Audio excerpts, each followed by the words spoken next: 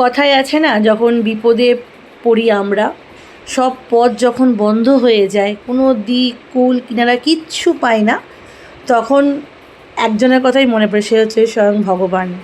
সে যে যেমন যেই দেবতাকেই মানুক না কেন, ঠিক তেমনই আমার এই পরিস্থিতি। এখন যখন ভিডিওটা বানাচ্ছি, যার জন্য আমি গিয়েছিলাম সে আর পৃথিবীতে নেই, কিন্তু ভিডিওটা রয়েছে। বাবা তো অনেক দিন ধরে অসুস্থ, দিন 14 হয়ে গেল হাসপাতালে ভর্তি। বাবার সুস্থতার জন্য গিয়েছিলাম ভূতনাথে বাবার নামে রুদ্র অভিষেক।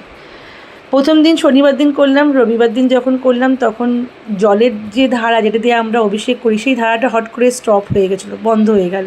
তখনই মনের মধ্যে একটা খটকা লেগেছিলো, আর এই ভিডিওটা করে রেখেছিলাম বাবা সুস্থ হয়ে আসবে বলে।